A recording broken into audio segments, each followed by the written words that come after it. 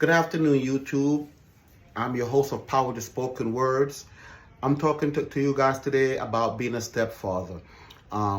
It is a privilege for me to raise my sons, and it's a struggle because the mom have to be on board. And I say this to whether you're a mom or a dad, the person that you're bringing into your children's lives, if you're gonna be with these people for the rest of your lives, and you know this is the right person, you have a big part to play in this because the child is going to try to put you two against each other. So you guys have to understand this, right? That yes, you may be the mom, the stepmom, and you put this child in a disciplinary position, and the father comes in and the child tells the father what you have done. If the father or the mother, so I'm doing this both as a step parent, if the primary provider, if the primary protector doesn't co-sign to what you're doing, then it makes no sense. It makes no sense at all, because you're going to constantly be battling with the parent, with the maternal parent. And if you're going to constantly battle, it's going to create a friction in your house to where you may become the enemy of the state. Okay, and I use the word enemy of the state because you're in a state where you're either coming into either a household that's already there, a pre-planned household who's already there, or you're creating now a family with somebody and your voice is not being heard. I say this to women who have children and you're going to bring men into your life. If this is a good man, if you know that this is a good man, you have to allow this man to raise your son right. Okay, because boys and mothers, I deal with it where my sons, whether it was wind, rain, snow, unless I got upstairs and screamed and shouted and tell them to get dressed, to come downstairs and help me, their mom had no problem with them laying in the bed sleeping or watching video games or whatever they're doing. The mother had no problem with them doing that.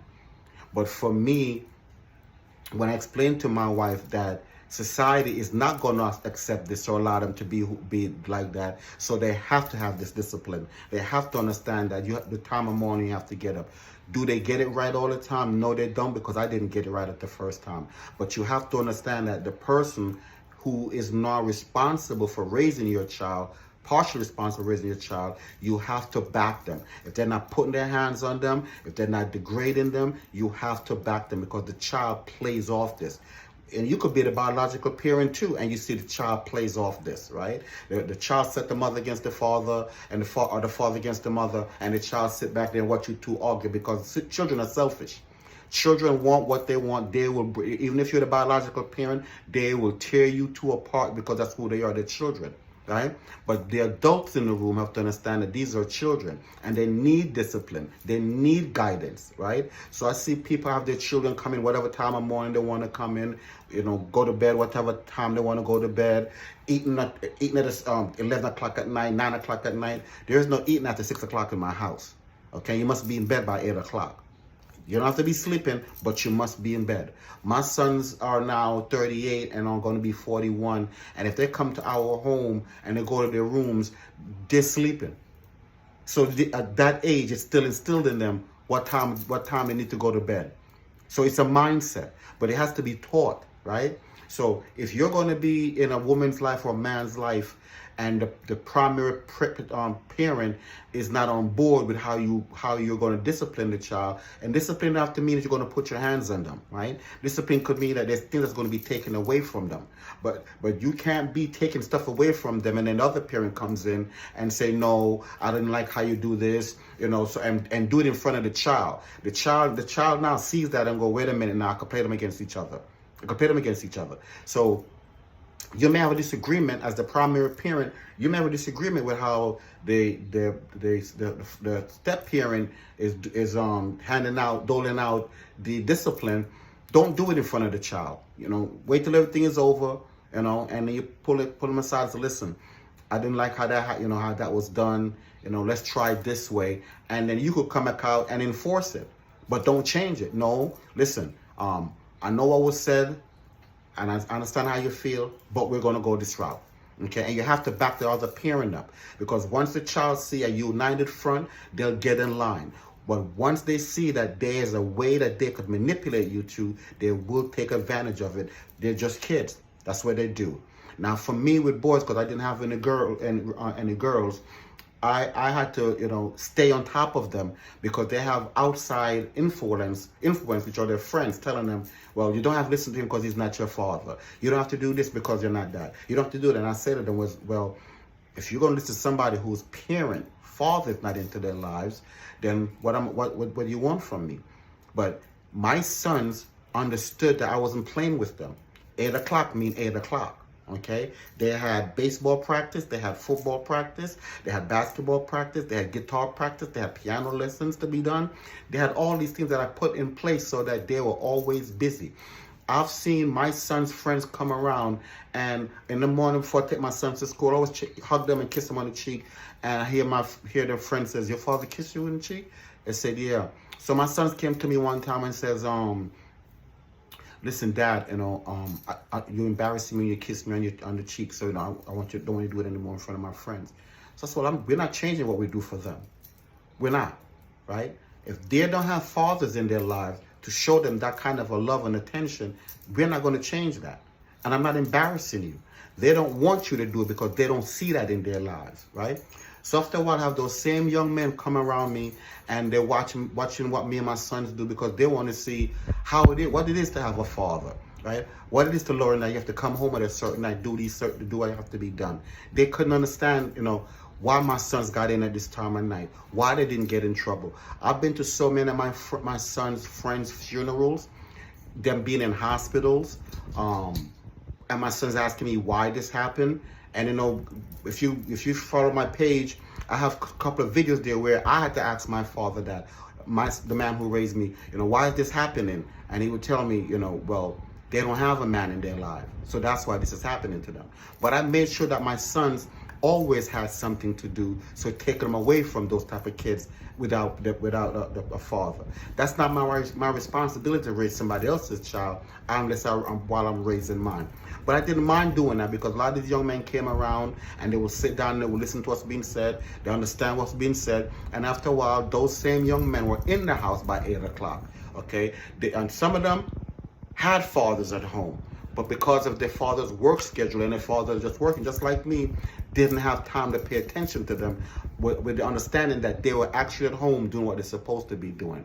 Right? So I didn't blame the child. I just reached out to the father, let them know, listen, your son is over here by my house. This is what's going on. And after a while, I started meeting these men, and my sons and their sons understand that we were all on the same page now. So you couldn't do something without one of us saying something to discipline them. Okay? So I say this to parents, that if you have somebody in your life, whether it be a stepmom or a stepdad, you have to take the initiative to make sure that you're backing up that parent. Now, teenagers are entirely different things. When my son became teenagers, it was the most trying time as a parent, because now they're feeling themselves, right? They think they know everything, and there's nothing to stop them. And sometimes you got to bring them back to reality. You have to let them earn things. Don't give them things. They have to earn it. So if there's a car and you give it to them, right? If there's no gas in there, they're looking for you to put it in there because they never earned it, right? My sons had to go to work. When they became age to work, they had to go to work. Nothing was given to them. Nothing. Because I explained to them that, you notice that when I come home from work, apart from your mom, hugging me to let me know, good job for going out and working every day, society didn't tell me thank you. Thank you for getting up at 4 o'clock in the morning. Thank you for coming home at 7 o'clock at night. Thank you for providing a meal. Thank you for providing the lights, food, gas, and all this stuff that runs a household. Thank you, thank you, thank you. Society's never going to thank you. They're going to tell you that's your job. There's nothing in place for man if he fails, apart from getting up, dust himself off, and doing it all over again. Right? That's what the Bible says. God help those who help themselves. So if you're not willing to help yourself, nobody's willing to help you. Right? So you have to make yourself as valuable as possible as a parent, right? As a man. So for being a stepfather, I had to, my wife came on board at an early age to understand that, she must allow me to discipline them. Do we have disagreements sometimes? Absolutely, we have disagreement a lot of times on how the parenting part goes. But she never did it in front of them. Later on, she'll pull me aside and let me know, listen, you was kind of harsh on them, maybe, you could come back out and say it a little bit differently. And I tell her, no, it's not going to happen. And then later on down the week, I take them out, we go to the baseball game or the football game, and then during the game or the basketball game, let them know, listen, I was kind of harsh on you earlier, but the reason why I'm harsh on you because I want you to know that society is going to be worse on you. Society owes you nothing at all. Okay, and they'll come back by the time we come back, their mom see me with them. She said she understood. She knows that I spoke to them about it, but I don't need her there when I'm talking to them, right? Because they don't need to see both of us together sometimes with a disciplinary going on. But what they do understand is that there's nothing that once I say something that their mother's going to come behind me and say, you don't listen to nothing he say. Don't worry about it. Their mother didn't do that. Their mother will tell them, what did your father say? Okay, then whatever your father said, that's what's going to happen. But now they should come and tell me, could we just, like, instead of giving them 2 weeks, give them a week and a half? Or could we just, instead of taking away their privilege for like this time, give it to them at this time? Little things that we tweak, but she never ever stepped in and said, you're not going to do that. So women, you got to allow a man, if it's a good man in your life that you know that is not going to hurt your child, you have to allow him to instill this into your child, because society owes your child nothing. If you're supposed to be up at work at 8 o'clock and you're getting up at 7:15, you're not going to be at work on time. My dad taught me to get up I started work at 8:30. I was up by 5. Well, I'm up by 5 because there's things that have to be put in place before I even leave the house to go to work. That's still instilled in me up until today. I get up at 4 o'clock in the morning. I go walk my pets. I come back, take a shower. My wife already had my coffee from the night before, set up on a timer. I, get dressed. Me and her walk to our vehicles and we go to work. Same thing when I come back home. So I'm on a time clock where I have to understand that society, if I show up work late, they're going to put you on steps, right? And them being who they are, they're going to give you 3 strikes, right? So I can't come home and tell my wife that, you know what, I got to work late 3 times. Okay, I can't call the bill collector and tell them, you know what, I got to work late 3 times. They're going to say, wow, that's bad. So how much are you going to send for these bills? Or can you pay these bills? And if I can't pay these bills, then those same children that you gave stuff to, see the lights going off. See there's no food in the refrigerator. See that they can't drive that car anymore that you gave to them. So at some point, you have to allow a man to show a young man how to become a man, right? And for those who already have children, because they didn't listen to the parent, you have to let them see that, no, your responsibility now is to your child and that mother. And they can't come here. Because it says my household. You don't have to create your household, right? So until we allow men and women who are coming in on the step parent part to be a helpful person, we're going to have a problem. But I'm talking from the men's side of it, because I see so many young men out there now in need of help, to where their brain is not the growth is not there to where they think they have to put their hands on people or call people out their name. That's not what men do. Okay, do me and my wife argue sometimes? We have disagreements, but my kids never see us have a disagreement. We smile in front of them. We're like the Johnsons. We're still together. But what we learn is that the children watch what they see and mimic what they see and take that out into the world. So if you guys are not willing to do that, right, understand what's going to happen to that child when nobody's there to teach them something, right? We have so many young men with biological fathers in their lives that are losing their lives because somebody else saw what they have and took it away from them by taking their lives. Stepfathers raising young men, who these young men are progressing in life and doing something good, and because the other child doesn't have that in their life, take that young man's life or take that young woman's life, right? But for those of us who are doing good, let's keep doing it. Let's support each other. I'm hoping that by creating this page, I'll get some feedback from men who are raising stepdads who are raising raising children, and if they want any advice, I had to reach out to a lot of people, a lot of older OGs, and ask them, did this ever happen to you? And it's funny because they're like, yeah, and do this and do this. And, I come home and I implement it. I'm like, oh, wow, it does work. Because there's always somebody before you who has done it and seen it happen. Yeah, people write books and tell you all this type of stuff and do this in the books, and then you find out they're not even parent. And their kids are even worse than what they're telling you in the books, right?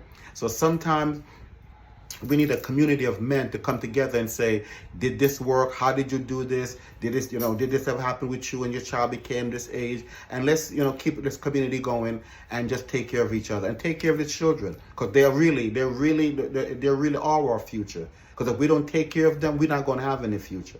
We're not. They're just going to go around mindless, doing things that they're not supposed to do. So for now, YouTube, thank you guys. This is my page, Power to Spoken Words. Hope to see more people viewing. Thank you, guys.